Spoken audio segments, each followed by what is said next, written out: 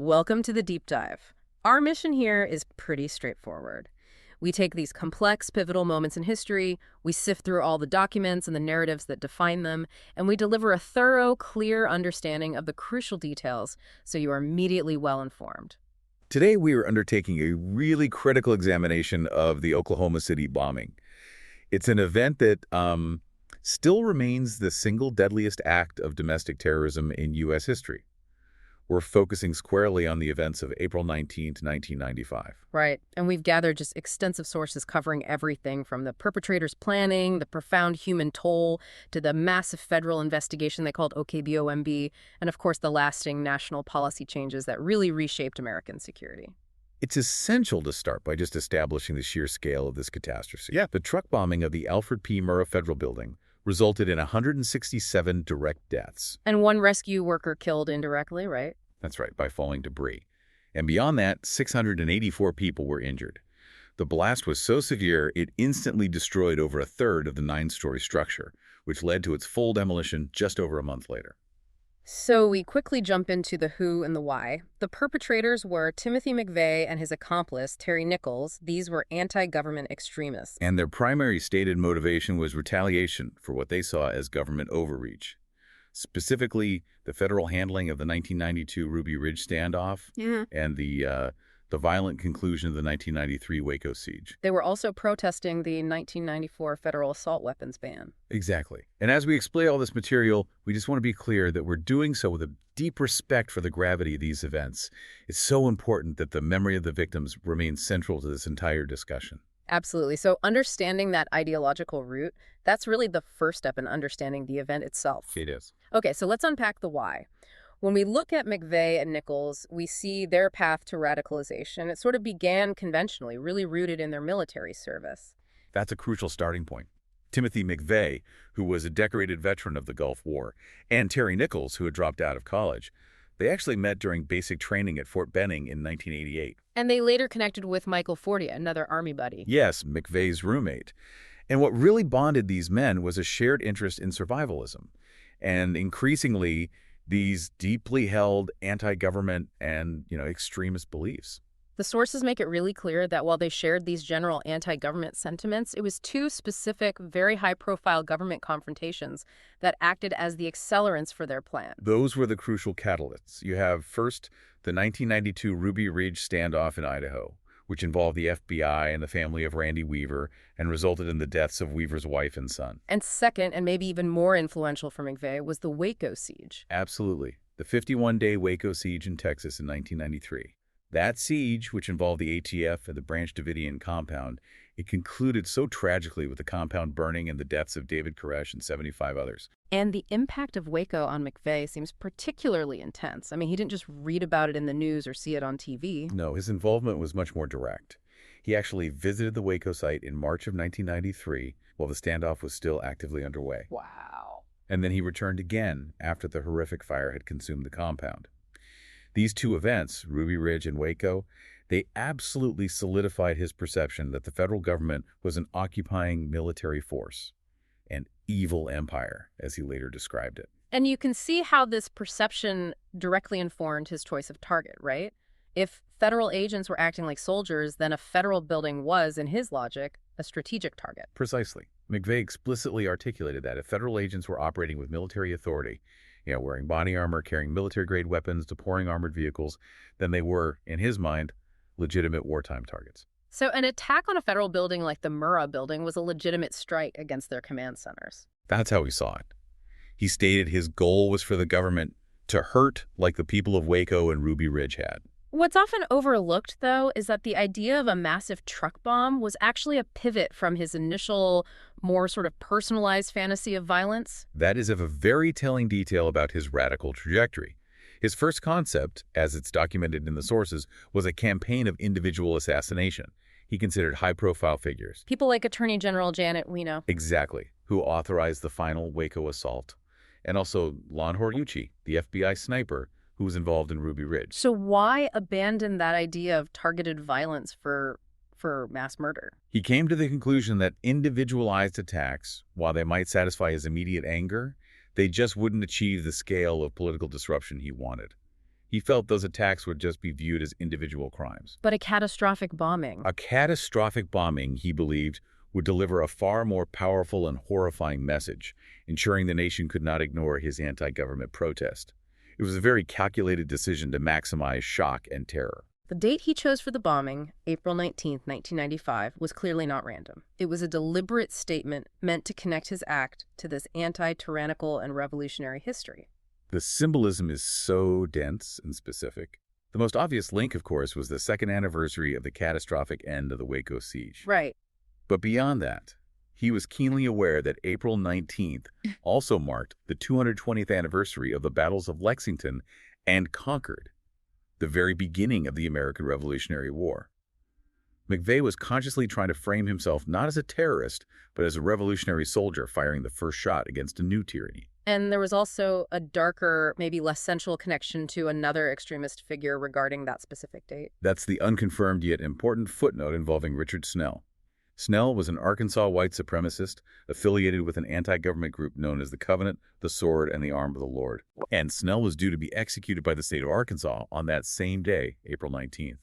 Snell had previously predicted that a bombing would take place, specifically naming the Oklahoma City Federal Building as revenge for an IRS raid on his property. So while authorities didn't formally adopt that as the central motive, the timing was highly suggestive to people within those extremist circles. Exactly.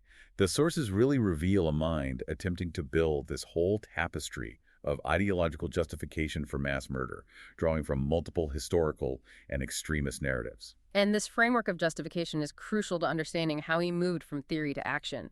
For McVeigh, the date confirmed the necessity of the act. The next step was selecting the instrument and the specific target. And that transition from ideology to execution showcases a methodical, almost industrial level of planning.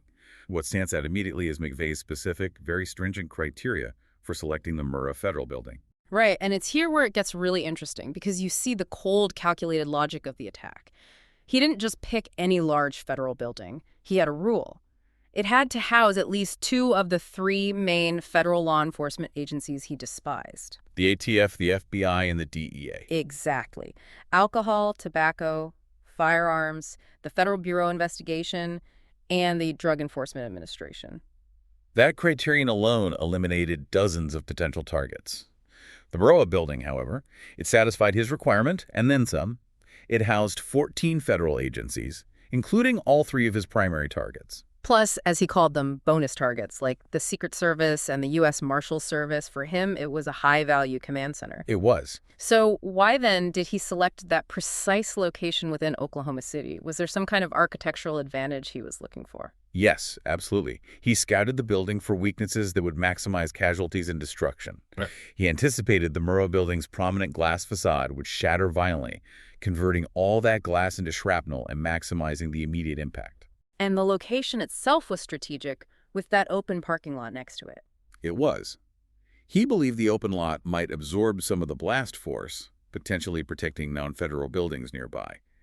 But most critically, he thought the open area would provide better photo opportunities for propaganda purposes afterward. The sources mention a really contradictory detail regarding his target selection, a moment where he supposedly showed restraint, but then chose to ignore that same principle later on. This is a key insight into his hypocrisy. He specifically ruled out the 40-story Simmons Tower in Little Rock, Arkansas. And his reason? His stated reason was that a florist's shop occupied space on the ground floor, and he claimed a desire to minimize non-government casualties. But that claim just completely collapses when you consider the Murrah Building. It utterly collapses. The Murrah Building housed the America's Kids Daycare Center. The FBI investigation later concluded he had scouted the interior and almost certainly knew about the center, a fact that was later corroborated by Nichols, who stated they both knew and, quote, did not care. So let's move to the weapon itself. This was a massive, improvised, explosive device built for around $5,000 in 1995. That's, what, roughly $11,000 today? How did they manage to gather all the necessary materials without raising immediate alarms? Well, the acquisition was meticulous and highly dispersed to maintain plausible deniability. The bulk of the bomb was based on a simple agricultural product, ammonium nitrate fertilizer. Okay. Nichols purchased 41 bags, weighing 2,050 pounds in total, from the Mid-Kansas Coop in McPherson, Kansas. And, this quantity is common enough for small-scale farming that it wouldn't inherently trigger suspicion. But the fertilizer alone wasn't enough. They needed military-grade components to initiate the blast and boost its power. That's where the criminal element comes in. They needed reliable primers and boosters. They obtained kinetics, binary explosives, and, crucially, they stole a large cache of high-grade explosives. What kind of explosives? Specifically, Tofex Blastrite gel sausages, shock tubes, and 500 electric blasting caps, all stolen from a Martin Marietta Aggregates quarry near Marion, Kansas. This theft provided the necessary reliable initiation system. Here is where McVeigh's efforts became, well, conspicuous. His persistent attempts to acquire nitromethane racing fuel. That was necessary to create the ANNM mixture, right? Right, the ammonium nitrate and nitromethane mixture. And this is a perfect example of how discrete actions, when you accumulate them, they start to signal radical intent. Using an assumed name, McVeigh drove across several states trying to buy 55-gallon drums of nitromethane. He even visited National Hot Rod Association, or NHRA, events. The people turned him down. They did. Two separate dealers, Steve Lesur and Glenn Kipton, refused him. They were suspicious of a supposed motorcycle racer needing such massive quantities of this stuff. Nitromethane is highly concentrated fuel. Tipton even noted that McVeigh had provided a false name. Yet, he eventually found someone willing to sell. Yes. Tim Chambers, a representative for VP Racing Fuels, sold him 3 barrels. And even Chambers questioned the quantity, noting a typical top fuel Harley rider buys maybe 5 gallons, not 165. This acquisition proved essential. So with all the ingredients finally gathered, the final construction had to take place in a remote location. They used Geary Lake State Park in Kansas. They retrieved all the supplies from a storage unit in Harrington. And using plastic barrels, they mixed the ammonium nitrate and the nitromethane. The final improvised explosive device, including the weight of the barrels and all the internal components, totaled about 7,000 pounds. Now let's discuss the engineering McVeigh used to maximize the directional damage. He turned a simple truck bomb into something far more lethal. He deliberately constructed what's known as a shaped charge inside the rider truck. He arranged the barrels in a backwards J shape, specifically designed to direct the blast force laterally toward the north side of the Murrah Building. The same side where the daycare center was located? The very same side. And to further enhance this directionality, he tamped the aluminum side panel of the truck with bags of leftover fertilizer. And what about the addition of metal cylinders? This seems like a detail designed purely to increase the lethality. That's exactly right. McVeigh added metal cylinders of acetylene, a highly flammable gas, typically used for welding inside many of the ANNM barrels. These cylinders serve 2 purposes. They increase the size and intensity of the fireball, and more importantly, they enhance the bomb's brisance. Okay, for our listeners, brisance is not a term we use every day. Can you unpack what that means in this context? Certainly. Brisance essentially means the shattering capability of an explosive. It's the measure of how rapidly the shock wave accelerates the materials surrounding the blast. By adding those metal acetylene cylinders, he was ensuring that the explosion wouldn't just be a powerful push, but a violent fragmentation blast, capable of instantly shattering the glass facade, collapsing the structure, and transforming materials like concrete and glass into deadly projectiles. After all this meticulous preparation, the ideological groundwork had to be finished. What did McVeigh believe about the victims he was about to create? His final justification was chillingly detached. He stated that while the people inside were individually innocent, they were collectively guilty because they worked for the evil empire. Unbelievable. He compared the attack to a necessary military action, even drawing parallels to the atomic bombings of Hiroshima and Nagasaki, arguing that immense loss of life was justified if it prevented greater future loss by disrupting government tyranny. He truly saw the victims as expendable casualties of war. All of McVeigh's planning just culminated in that morning drive on April 19th. The final moments really underscore his revolutionary self-image. Detail the scene for us as he approaches the building leading up to 9 or 2 a.m. McVeigh had originally planned for a later detonation, but he changed the timeline. He was aiming for a moment when the building was fully staffed but before the peak of mid-morning traffic. As he drove the rider truck, he was wearing a T-shirt emblazoned with Sic Semper Tyrannis. The Latin phrase, thus always to tyrants, famously associated with John Wilkes Booth's assassination of Lincoln. Exactly. And he was carrying revolutionary documents, too. He had excerpts from the white nationalist novel The Turner Diaries, which details a fictional terror plot against the FBI headquarters. And he added his own handwritten notes. Yes. More personally, he had a bumper sticker with a quote, which was falsely attributed to Thomas Jefferson, about the fear of the government. And below this, McVeigh penned his own definitive statement, "Maybe now there will be liberty." He also copied a quote from John Locke asserting the right to kill anyone who attempts to take away your liberty. So he arrives at the Murrah Building, he lights the fuses, and he parks the truck directly under the structure. He arrived at around 8:57 a.m. and lit the 5-minute fuse. He drove away, and then 3 minutes later he lit the 2-minute fuse, which gave him just under 2 minutes to exit the vehicle and flee to his getaway car that was hidden a few blocks away. The truck, containing over 2 tons of explosives, was parked in a drop-off zone on the north side, precisely beneath the glass facade in the America's Kids Daycare Center. And at 9:4:02 a.m., the blast occurred. The explosion was enormous. It was calculated at over 5,000 pounds of TNT equivalents. It tore a 30-foot wide, 8-foot deep crater in the street.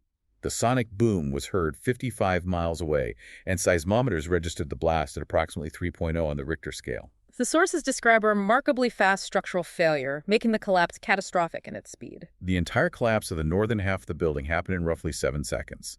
The key was the immediate destruction of structural column G20 by that shaped charge. That single column's failure initiated what's called a progressive collapse. So the shockwave blew out the facade. The entire glass facade, yes.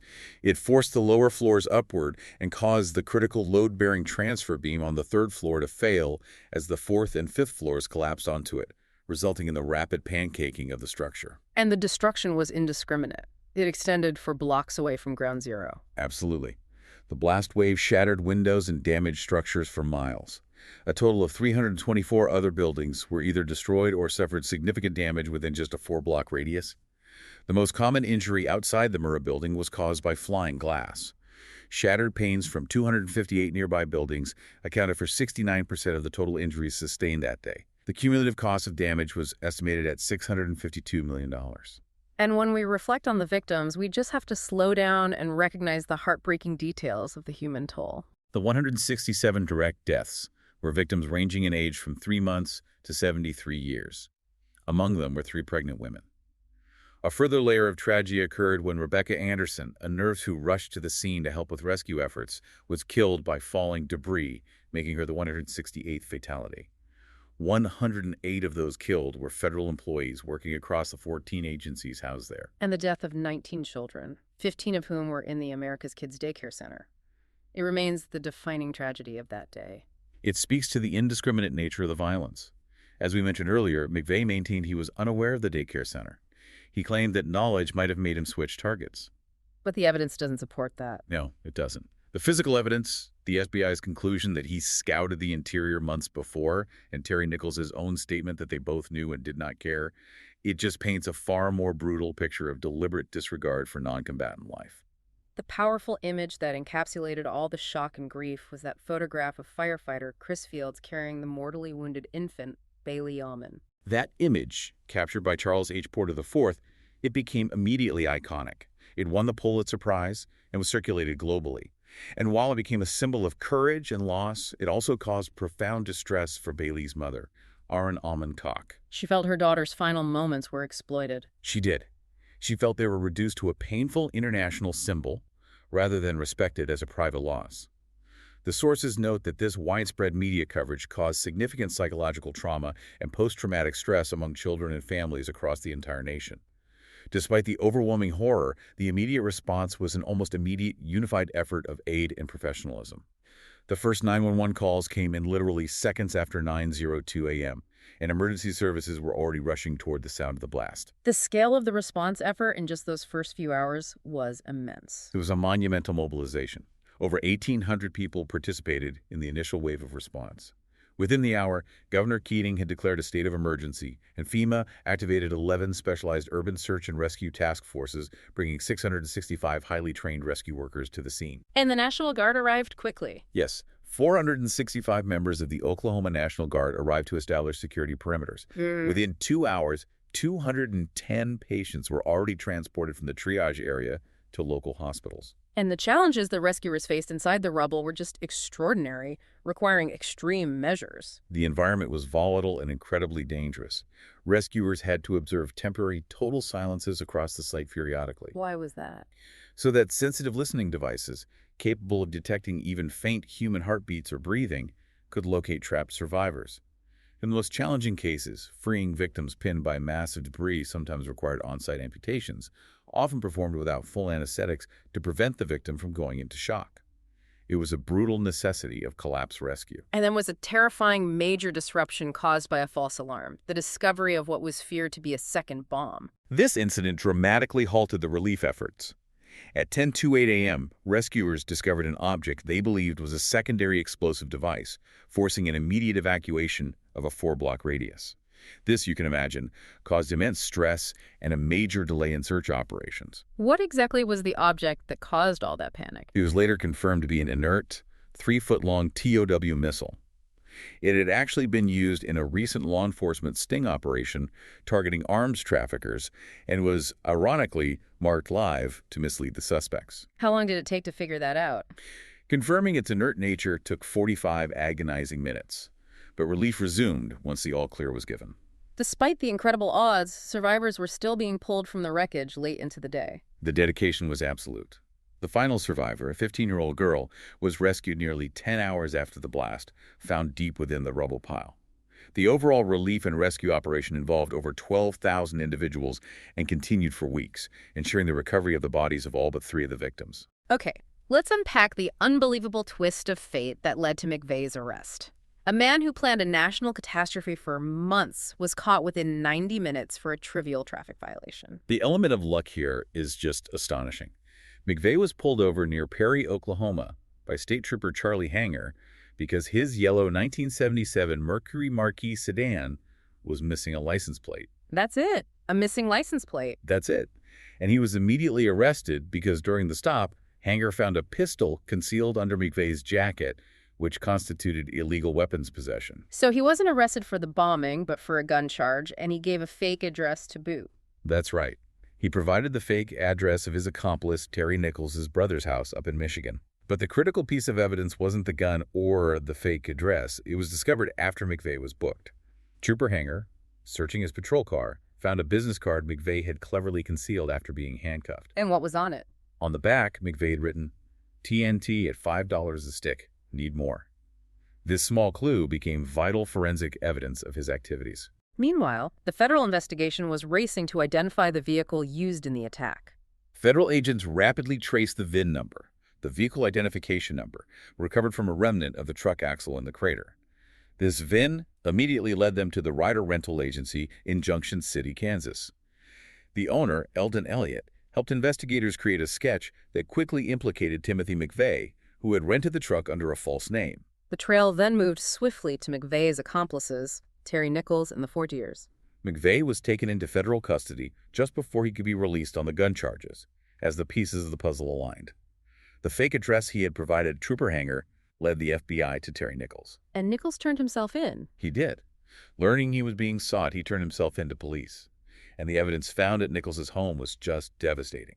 Ammonium nitrate blasting caps, books on constructing explosives, a copy of the white nationalist novel Hunter, and a crucial hand-drawn map of downtown Oklahoma City, clearly marking the Murrah Building and the precise spot where McVeigh's getaway car was parked. And Michael and Lori Fortier provided the necessary testimony regarding foreknowledge of the plot. Yes, they were identified as critical accomplices. Lori Fortier helped McVeigh create the fake driver's license he used to rent the Ryder truck.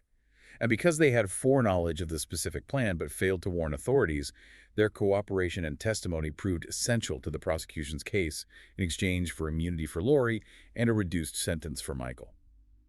The investigation that followed, officially titled OKBOMB, it really stands as one of the largest and most complex criminal cases in U.S. history. It's truly difficult to grasp the operational scale of this response.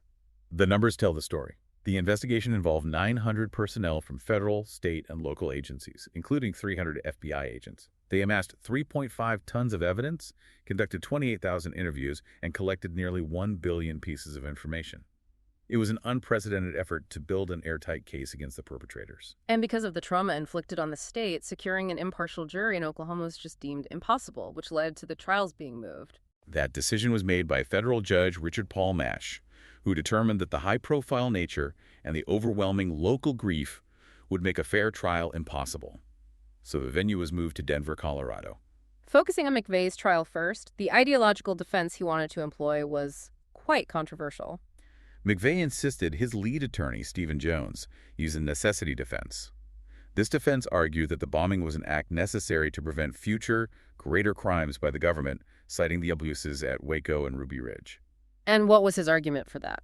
McVeigh argued that the imminent danger required for a necessity defense does not mean immediate danger, but rather a long-term comet-like threat hurtling toward the nation. How did the judge respond to that novel interpretation of imminent danger? Judge Mash rejected it entirely. Legally, imminent danger is very narrowly defined as a threat that is immediate and unavoidable, leaving no alternative but criminal action to prevent it. Mash ruled that the threat McVeigh cited was speculative, long-term, and allowed ample time for peaceful political and legal avenues of protest, thus precluding the use of the necessity defense. The judge also ruled against some other defense tactics. Yes, he ruled against allowing McVeigh's defense to present evidence suggesting he was merely a designated patsy in a broader conspiracy, calling such claims too insubstantial for the jury to consider. Speaking of conspiracy, the defense did try to raise doubts using the elusive figure of a supposed John Doe number 2. This was a consistent tactic by the defense. They raised the issue of an unmashed embalmed left leg found in the wreckage, suggesting it belonged to an unidentified second conspirator seen with McVeigh. And what was the truth there? Authorities later confirmed the leg belonged to Lakeisha Levy, a female Air Force member already confirmed as a victim. Despite this clarification, the controversy over John Doe number 2 persisted for a long time in anti-government circles. McVeigh was eventually convicted and sentenced to death. After 23 hours of deliberation, the jury found McVeigh guilty on 11 counts, and he was sentenced to death. There was a controversial incident in 2001 when it was discovered the FBI had mistakenly failed to provide over 3,000 documents to the defense during discovery, but after review, the execution was upheld. McVeigh was executed by lethal injection on June 11, 2001. The first federal execution in 38 years. That's right. And what was the resolution for Terry Nichols, who played such a key logistical role? Nichols actually faced 2 trials. In federal court, he is convicted of conspiracy to build a weapon of mass destruction and 8 counts of involuntary manslaughter related to the federal law enforcement officers killed. He received life without parole. And then the state tried him. Separately, the state of Oklahoma then tried him for 161 counts of first-degree murder.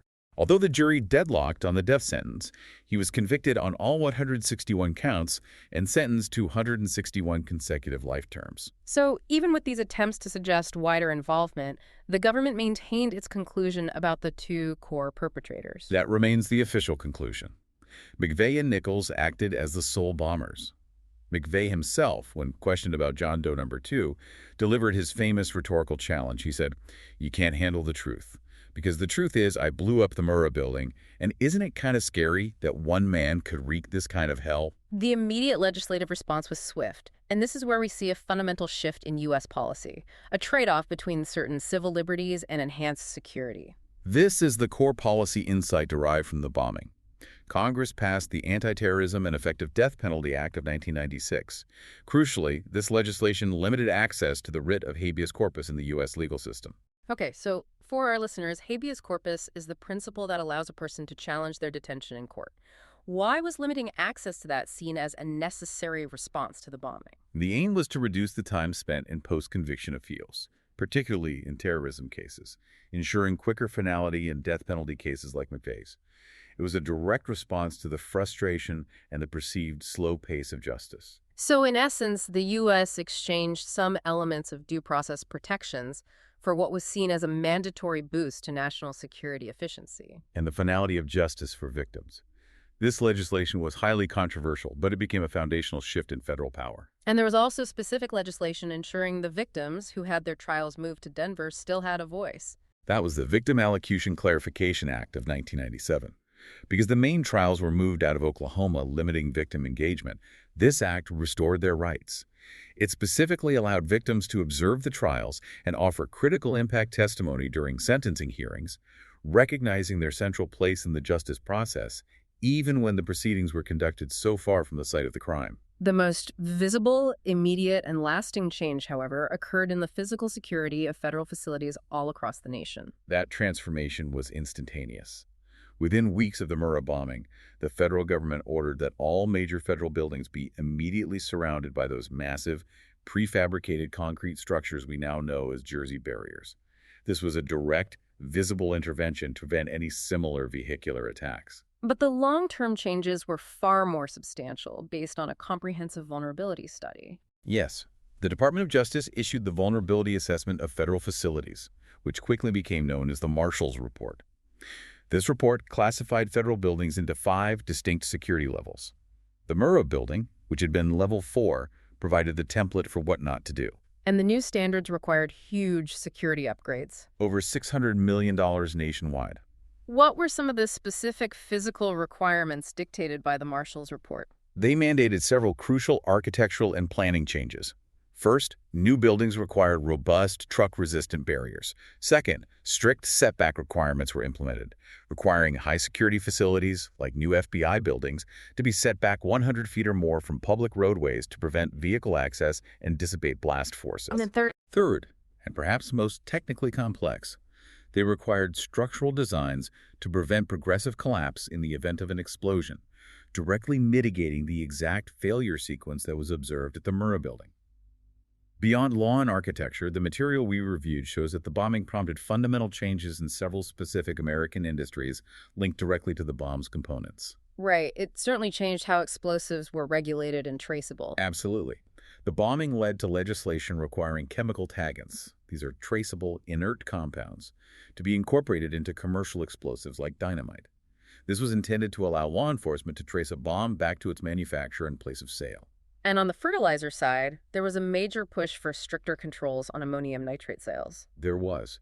Federal regulation proved difficult, but industry and some states responded. There have been ongoing calls to require identification for all purchases of ammonium nitrate. While only Nevada and South Carolina mandated purchaser identification by the mid-2000s, private industry stepped in.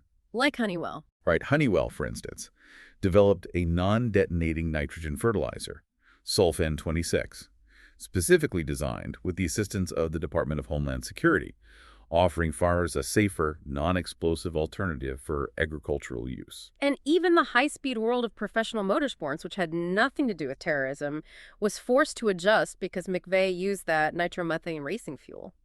The National Hot Rod Association, the NHRA, had to implement dramatically tighter controls. Previously, racers could purchase nitromethane in large barrels. Now, the NHRA limits purchases to 400 pounds per competitor, and the fuel must be stored at the series official supplier, with every single purchase meticulously logged. And they have to submit paperwork to Homeland Security. Exactly.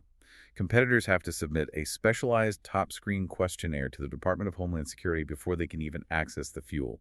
It's a very unusual but necessary legacy of the bombing. Shifting to memory, the sources highlight that for years the event wasn't really fully integrated into Oklahoma's education system. That was a significant omission, noted by historians and victims' families. For a decade following the attack, the bombing was often covered only briefly in state history classes.